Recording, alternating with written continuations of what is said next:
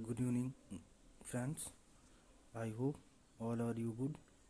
Today we are discussing about our new topic, contract of indemnity. Contract of indemnity, which is defined in Indian Contract Act 1872. We are continuing the Indian Contract Act series, and one by one we are discussing about very uh, true and very important topic, Indian Contract Act, which is a very importance for the LLB exams and for the semester exams and for the PG exams and so many other competition.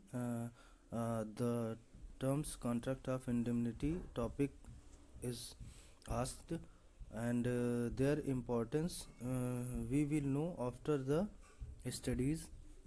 What is the contract of indemnity?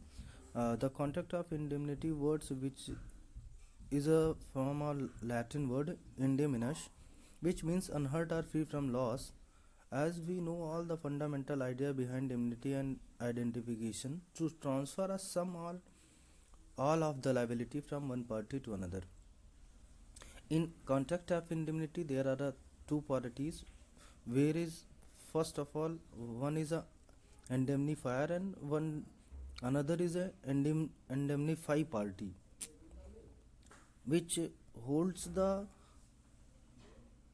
another party a promise to protect a party, referred as a indemnity holder or indemnify party, from not a loss or cost, expense and damages, also from a legal consequences resulting from an act or omission either the indemnify or third party. The contract of indemnity, which is defined in section 124 of the Indian Contract Act. So let's we understand what is the contract of indemnity and what is its importance and what is the essential elements of contract of indemnity. So let's we start. हम लोग भारतीय संविदा अधिनियम 1872 की series और एक श्रृंखलाबद्ध तरीके से पढ़ रहे हैं, और इसमें हम आज का जो महत्वपूर्ण विषय है क्षतिपूर्ति अनुबंध की जो है जानेंगे, और जो भारतीय संविदा अधिनियम 1872 में डिफाइन किया गया है, और क्षतिपूर्ति अनुबंध का उद्देश्य क्या है, उसकी प्रकृति क्या है, उसकी शर्तें क्या हैं, और उसको जो है किस तरह से अनुबंध के प्रकार हैं, वो सब हम लोग समझने का प्रयास करेंगे, और इसके कुछ इम्पोर्टेंट जो केसला हैं उसको भी हम लोग जानेंगे। आइए समझते हैं। He is very learned jurist हैं, जिनके अनुसार कहा गया है कि क्षतिपूर्ति एक अनुबंध है जो किसी भी व्यक्ति को उसको संभावित नुकसान से बचाता है और किसी ऐसे व्यक्ति को धन का भुगतान है जो किसी तीसरे पक्ष की गलती के कारण धन, माल या अन्य संपत्ति खो दी है, उसे उसके बदले में उसे पूरा करने के लिए प्रतिबद्ध माना जाता है। और क्षतिपूर्ति की गारंटी में हानिकर या नुकसान से मुक्त हैं, और उस नुकसान या हानि के लिए क्षतिपूर्ति करना और बीम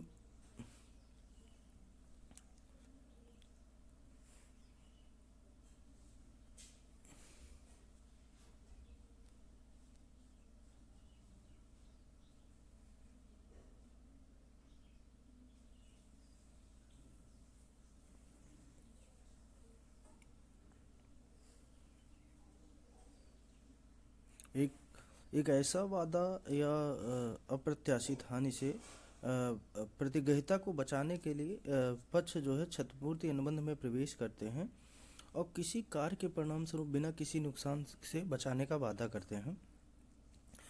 तो समझते हैं हम लोग क्षतिपूर्ति की अनुबंध की अवधारणा को समझने के लिए एडम्सन बनाम जर्विस ने एक बहुत ही उदाहरण के रूप में एक बताया है कि प्रतिवादी ने वादी को, जो एक नीलाम करता था, कुछ मवेशियों को बेचने का निर्देश दिया, और कुछ समय बाद जब वादी को पता चला कि प्रतिवादी के पास पहले से ही पशुधन नहीं था, तो पशुधन के मालिक ने वादी पर मुकदमा दायर किया क्योंकि वह नीलाम करता था और वादी ने प्रतिवादी पर उस पर नुकसान के क्षतिपूर्ति के लिए मुकदमा दायर किया, जो कि प्रतिवादी के कार्यों के कारण हुआ। मतलब कि एक ए एंड बी पार्टी थी और ए पार्टी ने बी से कहा कि आप जो है आपके पास जो पशुधन है उसको आप बेचिए, परंतु जब ए को पता चला कि बी के पास पशुधन है ही नहीं, तो बी ने ए जो है बी से उसके कार्यों के लिए उससे क्षतिपूर्ति की मांग करता है। भारतीय संविदा अधिनियम धारा 124 के अनुसार क्षतिपूर्ति क्या है?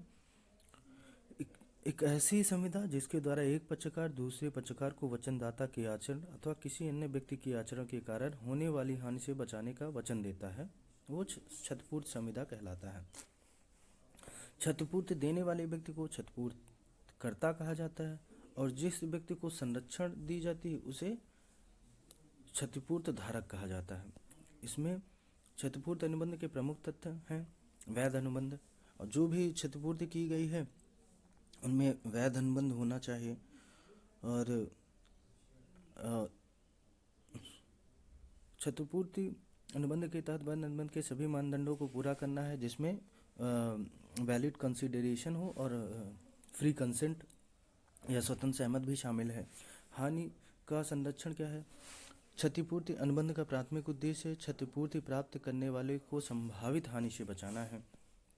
व्यक्ति या निहित शर्तें को स्पष्ट रूप से कहा जा सकता है कि यह पक्षों के आचरण से अनुमान लगाया जाता है। एकल समझौता गारंटी के विपरीत क्षतिपूर्ति अनुबंध में क्षतिपूर्तिकर्ता और क्षतिपूर्ति प्राप्त करने वालों के बीच एक एकल समझौता शामिल होता है।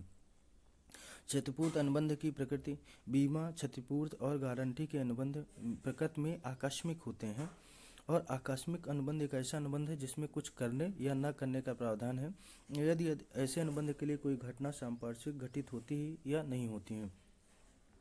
इसके अंतर्गत क्षतिपूर्ति के अंतर्गत व्यक्तिगत दुर्घटना बीमा को छोड़कर सभी बीमा क्षतिपूर्ति के दायरे में आते हैं, और यह बीमा धारक को एक क्षतिपूर्ति को पूर्ण करने का वादा करता है, और जो भी वास्तविक नुकसान है उसकी परवाह किए बिना इसको जो है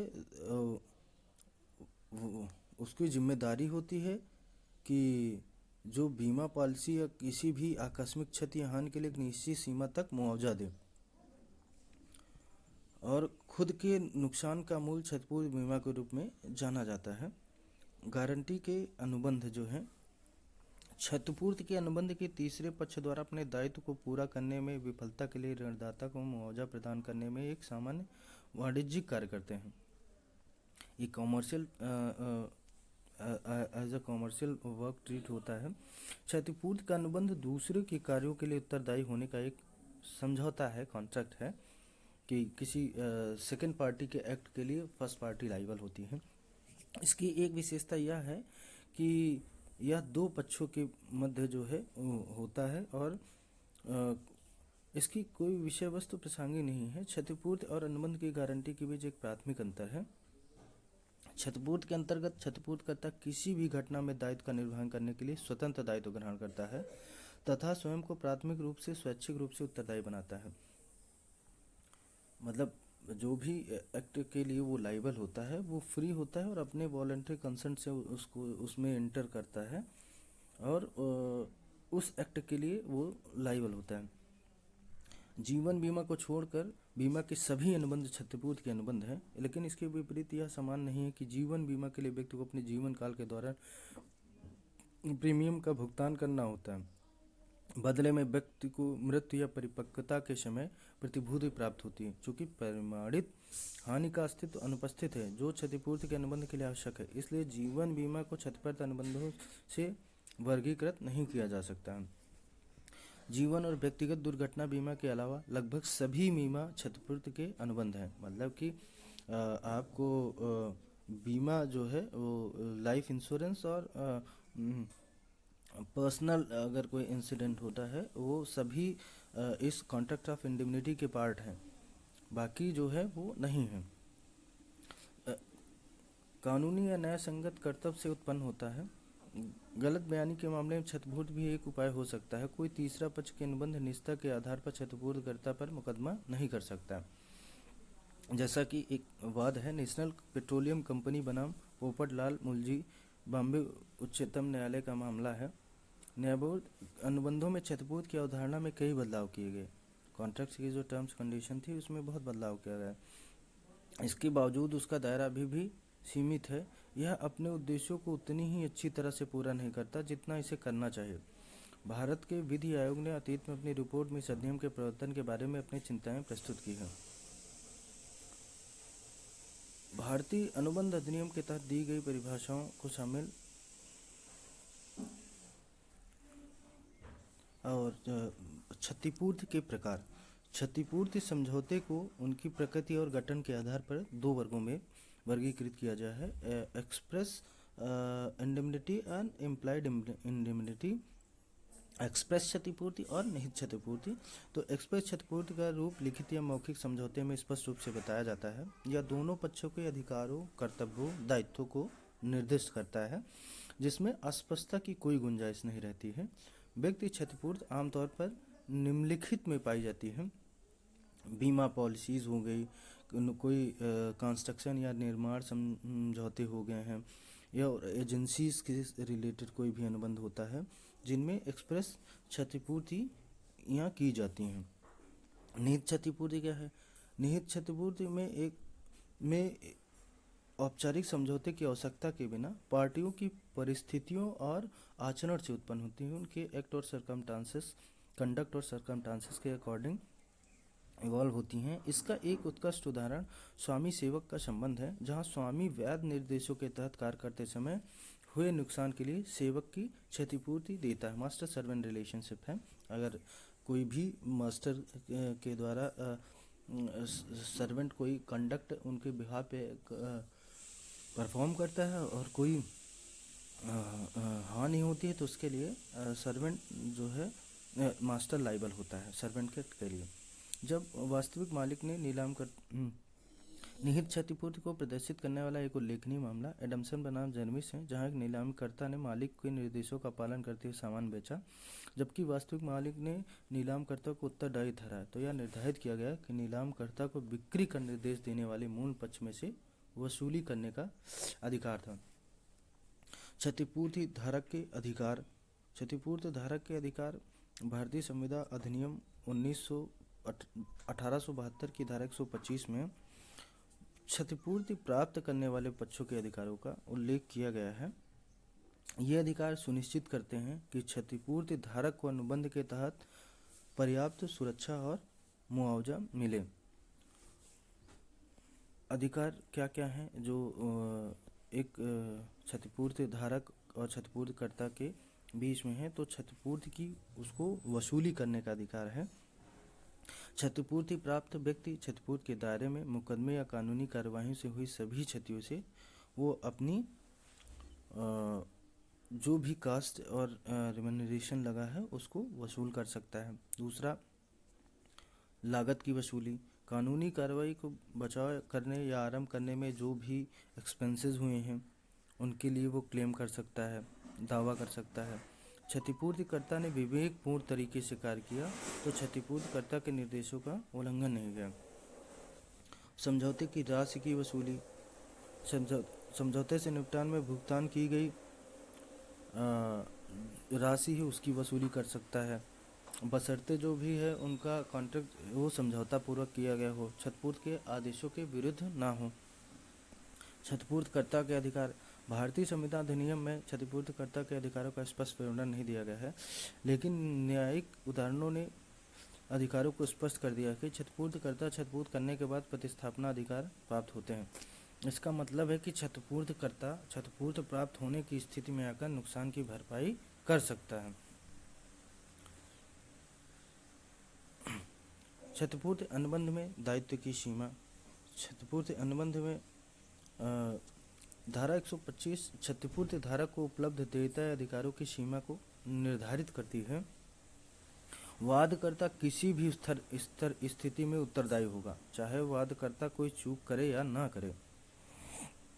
जो भी वादा करता है वो लाइबल होगा अगर उसने किसी एक्ट के परफॉर्म होने के पश्चात कोई कंडक्ट हैपन होता है, तो उस कंडक्ट और सर्कमस्टांसेस के लिए जो भी वादा करता है वो उस चीज़ के लिए लाइबल होगा। प्रतिग्रहित प्रतिग्रहिता या क्षतिपूर्ति की वसूली का हकदार है, जिसे उसे मुकदमे में देने के लिए बाध्य किया था, उसे क्षतिपूर्ति दी जा रही थी। समस्त क्षतियाँ जो उसे किसी मामले से संबंधित किसी वाद में देने के लिए बाध्य किया गया है, जिस पर क्षतिपूर्ति का वाद लागू होता है।